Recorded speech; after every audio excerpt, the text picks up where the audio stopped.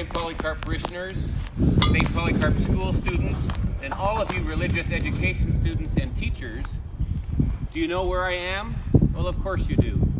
This time I'm over here at the school in the beautiful grassy courtyard area, and it's very quiet here.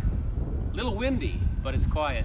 I know you miss this beautiful place as much as I miss all of you.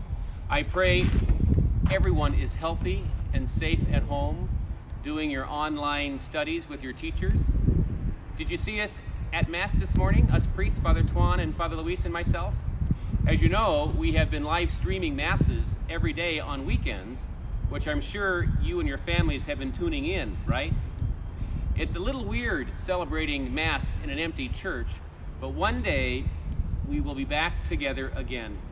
I can't wait until that day comes, but we will have to wait for now until it's safe to gather in large groups again.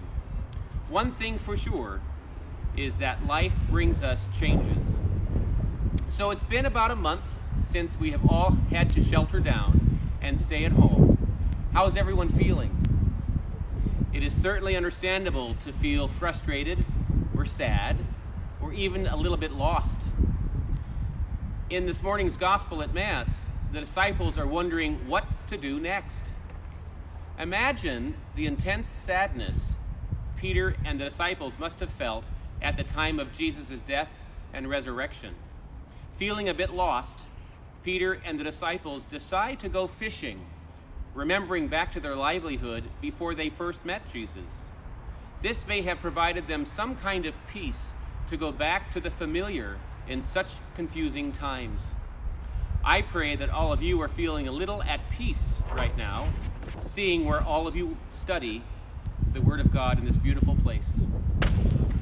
In St. John's Gospel, Jesus meets the disciples where they are, and it takes some signs for them to recognize that it is indeed Jesus. They have not caught any fish yet, and Jesus tells them to cast their nets on the right side of the boat. Then they catch an incredible amount of fish, and the disciple whom Jesus loved recognizes Jesus in the multitude of the catch. And Peter only realizes it's Jesus when his fellow disciple tells him. You see, my friends, there is never a time that we are alone. Jesus is with us when everything is going well for us, and he's with us when things are uncertain. We, as good practicing Catholics, and soon-to-be Catholics, know that Jesus is present in the breaking of the bread, and he is present when things get difficult. Yes, Peter's faith was tested, as was all of the disciples' faith tested, yet Jesus was there to take care of them. During this uncertain time of the coronavirus, my friends, let us always remember the faith given to the disciples is the same faith given to us, and we are now the witnesses to the same risen Christ in the Eucharist. In this octave of Easter, may we have the courage and zeal to give thanks for the gift of our Catholic faith, and may we have the strength of Peter and the disciples to proclaim the good news only found in the risen Lord. On behalf of all the priests here at St. Polycarp, I want all of you to know that you and your families remain in our prayers. Please keep us in yours. Thanks to all of you who have been keeping up with your financial contributions. With your love and support, we are able to maintain our beautiful St. Polycarp Church and parish grounds.